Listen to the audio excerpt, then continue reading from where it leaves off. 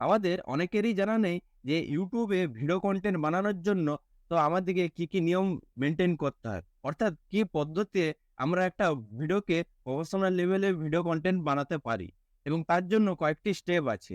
তো সমস্ত আজকে বিস্তারিত আলোচনা করব কিভাবে তুমি মোবাইল দিয়েই একটা প্রফেশনাল লেভেলে ভিডিও কন্টেন্ট বানিয়ে ইউটিউব চ্যানেলটাকে গ্রো করতে পারবে এবং কি স্টেপ বাই স্টেপ সেইগুলো ফলো করতে হবে তো সম্পূর্ণ বলব।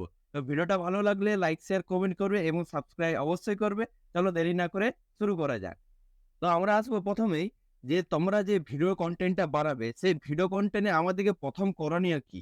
১ম হচ্ছে করণীয় যে আমাদেরকে যেই ভিডিও কনটেন্টটা বানাবো তার আগে ১ম এ টপিক সিলেক্ট করা। হ্যাঁ, টপিক সিলেক্ট যদি না করো তাহলে আমরা নিজেদের মধ্যে কনফিউশন থাকবো যে আমরা অ্যাকচুয়ালি কি টপিকের উপরে আজকে ভিডিও কনটেন্ট বানাবো। তো টপিক ১ম এ তোমাদেরকে সিলেক্ট করতে হবে। টপিক সিলেক্ট করার পর স্টেপ 2 এ আমরা আসবো রিসার্চ। দেখো তুমি একটা ভিডিও কনটেন্ট যে বানাবে, তুমি টপিক সিলেক্ট করে নিলে। কিন্তু সেই টপিক সম্বন্ধে তোমার হয়তো বেসিক কিছু নলেজ রয়েছে। কিন্তু রিসার্চ যদি আমরা করি তাহলে কি হয়? আমাদের ভিডিও কনটেন্টটা আরো ভালো প্রেজেন্টেশন এ পরিণত হবে। অনেক কিছু ভ্যালু আমি এড করতে পারবো, অনেক কিছু ইনফরমেশন এড করতে পারবো বা রিসার্চ করে যে এই ভিডিও কনটেন্টটাকে কিভাবে আরো বেটার করা যায়, অনেক কিছু আমাদেরকে স্কিল অর্জন করতে হবে। স্কিল যদি না অর্জন করি তাহলে কিন্তু আমাদের পরবর্তী যে স্টেপ গুলো সেগুলো প্রপারলি হবে না। যে আমি এই টপিকের উপরে যে কনটেন্টটা বানাবো, তো আমি কি ইনক্লুড করতে পারবো, কোনটা বেস্ট হবে, তো সেটা তোমরা ডিসিশন নিতে পারবে। তারপরে আমরা আসবো ৩য় নম্বর স্টেপ। ৩য় নম্বর স্টেপে কি রয়েছে? তোমাদেরকে স্ক্রিপ্টিং করতে হবে। আবার দেখো অনেকেই রয়েছে স্ক্রিপ্টিং করে না। এটা কিন্তু আমাদের সবথেকে বড় ভুল। স্ক্রিপ্টিং অবশ্যই করা উচিত। কেন বলছি? দেখো তুমি একটা ভিডিও কনটেন্ট বানাচ্ছ। তো সেখানে আমাদেরকে প্রেজেন্টেশনটা আমাদেরকে ঠিক করতে হবে যে আমি কিভাবে বলবো বা কি বোঝাতে যাচ্ছি, তো কোনটার পর কোনটা বলবো, তো এর জন্য আমাদেরকে স্ক্রিপ্টিং করতে হবে। সেটা আমরা কোনটার পর কোনটা বলবো, তো আমরা সেখানে অনেক সময় আমাদের প্রবলেম হয়ে যায়। বিশেষ করে ভিডিও শুটের সময়।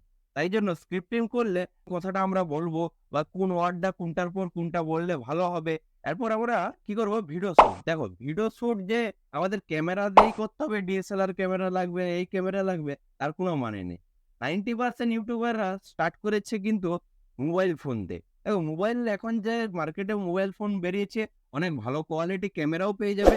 দেখো আমাদের যে ক্যামেরা লাগবে তার কোনো মানে নেই। আমরা কিন্তু মোবাইল দিয়েই কিন্তু ভালো কোয়ালিটি কনটেন্ট বানাতে পারবো।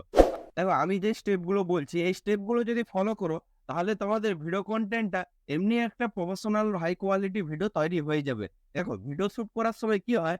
আমরা অ্যাকচুয়ালি যেটা বলতে যাচ্ছি বা যেটা বোঝাতে যাচ্ছি, তো সেটা আমরা ভালো করে প্রেজেন্টেশনটা দিতে পারি না। মানে বলতে পারি না হয়তো স্পিকিং পাওয়ারের জন্য বা অনেক সময় কি হয়? ক্যামেরার সামনে এসে গেলে তো আমরা কি বলবো সব ভুলে যাই। তো আমি আরেকটা নিয়ম বলে দিচ্ছি। আমি যেমন মাঝে করি কি হয়? ১ টা ২ টো ৩ টে ভিডিও বানাই। ১ম এ একটা ভিডিও বানালাম। তো সেইটা দেখার পর আরেকটা ভিডিও বানালাম। দেখবে অনেক ডিফারেন্স দেখতে হবে। ১ নম্বর যে ভিডিওটা তুমি যে বানিয়েছো আর ৩য় নম্বর যে ভিডিওটা বানিয়েছো তার মধ্যে অনেক ডিফারেন্স দেখতে হবে। নিজেরাই আগে দেখবে যে কোন ভিডিওটা বেস্ট হয়েছে। তো নিজেরাই ডিফারেন্স বুঝতে পেরে যাবে যে আমাদের কোন ভিডিওটা বেটার হয়েছে। ভিডিও শুটের পর আমাদের হচ্ছে মোস্ট যেটা কাজ হচ্ছে এডিটিং। ভিডিও এডিটিং এমন একটা জিনিস যে এডিটিং এর মাধ্যম দিয়ে তুমি তোমার নরমাল ভিডিওটাকে একটা প্রো লেভেলে ভিডিও বানাতে পারবে। হ্যাঁ, খুব একটা সিনেমেটিক ভিডিও বানাতে পারবে। দেখো এখানে এডিটিং সম্বন্ধে তোমাকে জানতেই হবে। বেসিক জিনিস তোমাদেরকে এডিটিং জানতেই হবে। অনেক ফ্রি অ্যাপ্লিকেশন রয়েছে ভিডিও এডিটিং এর জন্য, তোমরা সেগুলো ব্যবহার করতে পারবে। এবং সবসময় চেষ্টা করবে ওয়াটারমার্ক বিহীন কোনো যে অ্যাপ্লিকেশন যেগুলো রয়েছে, যেমন ভিএন অ্যাপ্লিকেশন রয়েছে। আমি যেমন ভিএন অ্যাপ্লিকেশন ইউজ করি। তো এইগুলো ওয়াটারমার্ক নাই। এডিটিং এ তোমাদের কালার ইফেক্ট, বেসিক জিনিস যেমন কালার ইফেক্ট, কিছু আবার ইফেক্ট লাগাতে হয়। অনেক কিছু যে টেক্সট এড করতে হয়, কিভাবে টেক্সট এড করতে হয়। আবার কিছু অ্যানিমেশন এখানে ক্রিয়েট করতে হয়। টেক্সটটাকে ধর আমি অ্যানিমেশন করলাম। এই যে বেসিক জিনিসগুলো এইগুলো তোমাদেরকে জানতেই হবে। যত ভালো করে তোমরা ভিডিও এডিটিং করবে, তোমাদের ভিডিওটা তত ভালো হবে। এটা ডিপেন্ড করতেছে তুমি কতটা ভালো ভিডিও এডিটিং পারো। তারপর রয়েছে অডিও। হ্যাঁ, এইটা তো ভিডিও হয়ে গেল। তুমি যেটা বলছো অডিওটা, অনেক সময় কি হয়? আমরা যখন ভিডিও রেকর্ড করি তখন অনেক নয়েজ থাকে। তো সবসময় তো সম্ভব নয়। ধরো তুমি একটা বাড়িতে ভিডিও কনটেন্ট বানাচ্ছ। কিন্তু বাইরের যে কিছু আওয়াজ সেগুলো হয়তো তোমার ভিডিওর মধ্যে ক্যাপচার হয়ে গেল। তো সেটা বাজে লাগবে, অতটা শুনতে ভালো লাগবে না। তো ভয়েস ক্লিয়ারিটিটা থাকা খুবই গুরুত্বপূর্ণ।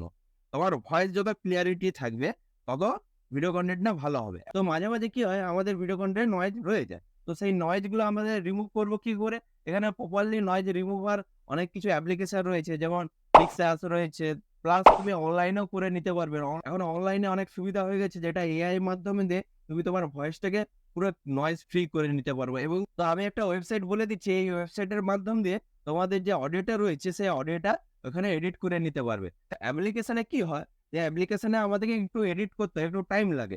তো অনেক সময় কি হয়, আমাদের টাইম থাকে না। তো আমরা এই ওয়েবসাইটে ভিজিট করে অনলাইনের মাধ্যমে বেশি না ২-৩ মিনিটের মধ্যে তোমার অডিওটা অটোমেটিক নয়েজ ফ্রি হয়ে যাবে এবং তোমার অডিওতে যে কথাবার্তাটা সেটা খুব ক্রিপসি হয়ে যাবে এবং ভালো লাগবে শুনতে। দেখো Adobe ব্রডকাস্ট এই যে ওয়েবসাইটটা রয়েছে, এখানে অনলাইনে এটা হয়। ওখানে যাবে, গিয়ে তবে সাইন ইন করে দেবে। সাইন ইন করে দিয়ে লগইন করে ওখানে আপলোড করতে বলবে। তো আমি এর জন্য স্পেশালি আমার ভিডিও বানানো রয়েছে। সেখানেও আমি লিঙ্ক দিয়ে দেবো। এইভাবে তোমরা টোটাল যদি প্রসেস ফলো করো, তাহলে তোমাদের ভিডিও কনটেন্টটা খুব সুন্দর একটা হয়ে যাবে। ভিডিওটা এতটুকুই ছিল। ভিডিওটা ভালো লাগলে লাইক, শেয়ার, কমেন্ট করবে এবং সাবস্ক্রাইব অবশ্যই করবে। চলো দেখা হচ্ছে পরবর্তী ভিডিও।